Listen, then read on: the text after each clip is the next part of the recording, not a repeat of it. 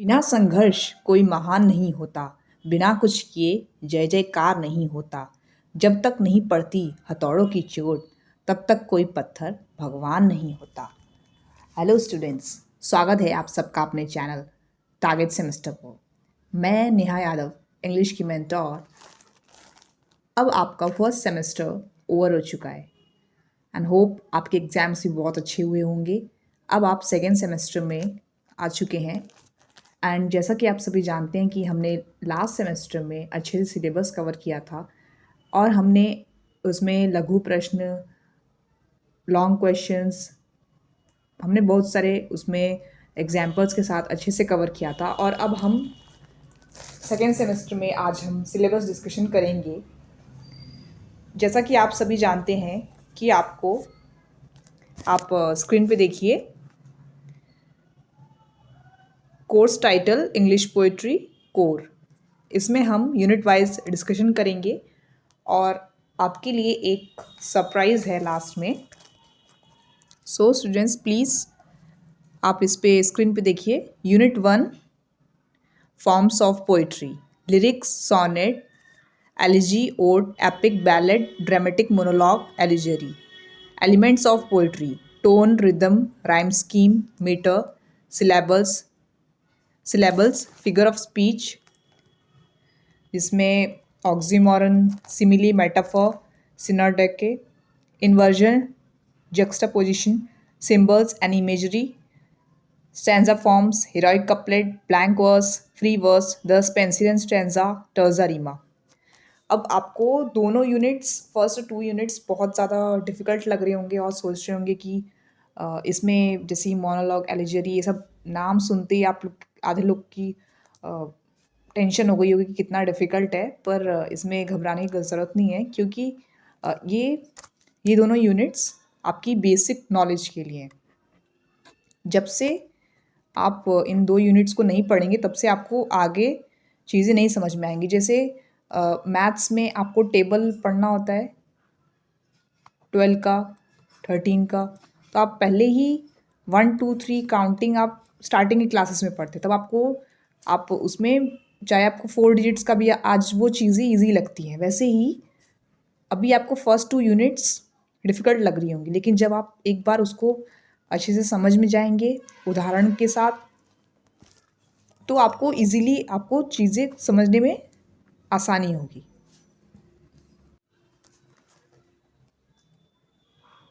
जिसमें इन दोनों यूनिट्स में से कुछ कुछ चीज़ें हमने लास्ट यूनिट में पढ़ी थी, जैसे सोनेट ओज़िमैंडियास का था, ओके। और कुछ कुछ चीज़ें जैसे राइम स्कीम है, ये तो आप बचपन से सुनते आ रहे, ABA, ABC, सिलेबल्स हो गया, फिगर ऑफ स्पीच अभी मैंने आपको बताया, एंड सिम्बल्स, इमेजरी, जैसे पोएम्स में कोई इमेजरी है उस पर्टिकुलर चीज़ की, तो वो सब चीज़ें आपको एकदम कोई भी घबराने की ज़रूरत नहीं है। आपको एक एक चीज़ एग्जाम्पल के साथ बताया जाएगा। Heroic couplet, blank verse, free verse, Spenserian stanza, terza Rima.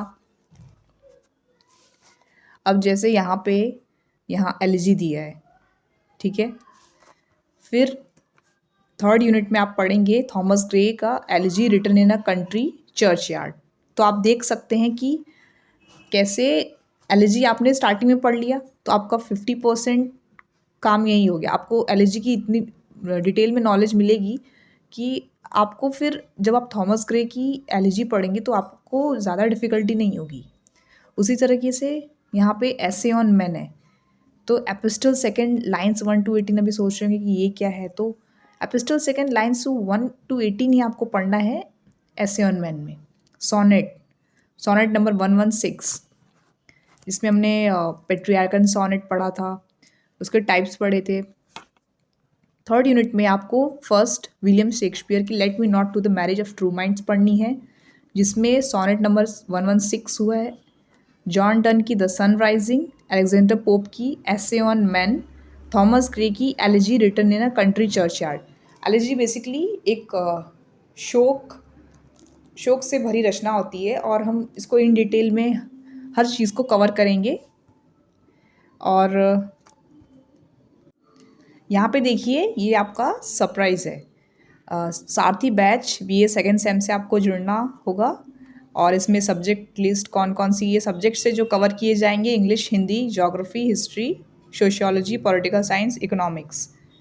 ठीक है, थ्योरी क्वेश्चंस होंगे जो आपको विषय पढ़ाया जाएगा उसके सवाल होंगे, क्लास नोट्स जो भी आप क्लास में पढ़ेंगे उसके आपको नोट्स प्रोवाइड किए जाएंगे ताकि आप उसको रिवाइज कर सके एग्जाम्स के बाद, क्लास के बाद उसका पीडीएफ फॉर्म में आपको ऐप पर, जो ऐप डाउनलोड करेंगे, जो बच्चे ऐप से जुड़ेंगे उन्हीं को प्रोवाइड किया जाएगा। इंपॉर्टेंट एमसीक्यूज, एक विकल्पीय प्रश्न और उनके उत्तर, शॉर्ट नोट्स, मतलब जो क्लास नोट्स आप डिटेल में पढ़ेंगे उसी के शॉर्ट नोट्स, ताकि आप उसको इजीली परीक्षा से पहले उसको एक बार देख सकते हैं। और पर्सनल मेंटरशिप, और इसका कोड रहेगा semester 10 without any space.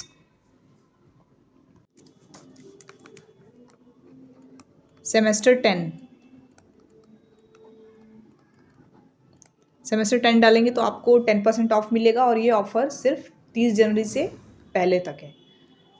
Okay, so unit 4, William Blake the tiger, William Wordsworth daffodils, ode to a nightingale and John Keats ode to a nightingale. ये बेसिकली ये तीनों ही कविताएं हैं, the tiger, daffodils, ode to a nightingale. इसमें से आपने William Shakespeare को बहुत बच्चों ने सुना ही होगा। और अब फर्स्ट सेम में आते आते विलियम ब्लेक, विलियम वर्ड्सवर्थ भी कई लोगों ने सुना होगा। जॉन कीट्स की भी हमने कॉम्पोजिशन पढ़ी है। जो नए नाम है वो हैं Philip Larkin, Wilfred Owen, DG Rossetti. ये कुछ नाम हैं जो न्यू है, पर जो बच्चे इंग्लिश की नॉवेल्स और वैसे पढ़ते हैं उनको ज़्यादा भी डिफ़िकल्टी नहीं होगी। पर अब सेकेंड सेम में हम हर बच्चे को इनकी कॉम्पोजिशन को, और आप हर बच्चे को एमसीक्यूज, लॉज क्वेश्चंस और शॉर्ट क्वेश्चंस, ये सब आप उसकी टेंशन मत लीजिए। आपको हर तरीके से सवाल किस तरह से परीक्षा में आएगा उससे बताया जाएगा। आपको यहाँ पे एल्फ्रेड टेनिसन की उलिसिस पढ़नी है, रॉबर्ट ब्राउनिंग की my last duchess and Matthew Arnold की Dover beach and DG Rossetti की the blessed damozel, Wilfred Owen की anthem for doomed youth, TS. Eliot की the love song of J Alfred Prufrock. TS. Eliot की the love song of J Alfred Prufrock ये बहुत ही beautiful composition है। And W B Yeats की the second coming, Philip Larkin की the trees. देखो बच्चों, यहाँ पे जैसे उलिसिस है तो ये नाम से थोड़ा डिफ़िकल्ट लग रहा है। अब देखिए यहाँ पे आपने देखा, जैसे यहाँ पे हमें कोई भी इंडियन राइटर नहीं है। कोई है क्या? नहीं ना, इसमें से नहीं। सो थोड़ा नाम थोड़ा, अब इंडियन राइटर होते तो जैसे आर के नारायण की हमने पढ़ी थी मालगुडी डेज। सो ये जैसे आर के नारायण की मैं एग्जांपल दे रही हूँ, मालगु मालगु डेज है तो उसमें आपको जैसे प्रेमचंद की गोदान है तो वो सब नाम एरिया के हिसाब से वो सब नाम है। तो इसी तरह एल्फ्रेड टेनिसन ने उलिसेस दिया है क्योंकि इंडियन राइटर्स नहीं है ये सब, तो आपको थोड़ा नाम थोड़ा स्ट्रेंज लगेगा, लेकिन आप उसकी बिल्कुल भी फिक्र मत कीजिए। आपको किसी भी डिफ़िकल्ट से डिफ़िकल्ट चीज़ को कैसे आसान करना है यही टारगेट गुरुकुल में बताया जाएगा। और Robert Browning my last duchess, Matthew Arnold Dover beach, DG Rossetti the blessed damozel. Damozel क्या होता है, डावर क्या होता है, डचेस क्या होता है, ये नाम थोड़े आपको, रॉबर्ट ब्राउनिंग, ये सब थोड़े आपको नाम थोड़े नए लगेंगे। और Wilfred Owen, anthem for doomed youth, doom क्या होता है। एंड इसमें the second coming, the trees, Philip Larkin भी एक ऐसा नाम है जो बहुत कम जाना जाता है। आप किसी भी राइटर्स की कॉम्पोजिशन को हम डिटेल में पढ़ेंगे, और आप प्लीज़ जल्दी से जल्दी टारगेट गुरुकुल ऐप डाउनलोड कीजिए और टेलीग्राम पे और व्हाट्सएप पे उससे जुड़ जाइए। मैं आपको नीचे डिस्क्रिप्शन बॉक्स में उसका लिंक प्रोवाइड करती हूँ। प्लीज़ आप जल्दी से जल्दी उससे जुड़ जाइए। अंत में मैं इतना ही कहना चाहूँगी विकल्प बहुत मिलेंगे मार्ग भटकाने के लिए, लेकिन टारगेट गुरुकुल एक ही काफ़ी है मंजिल तक जाने के लिए। Thank you students.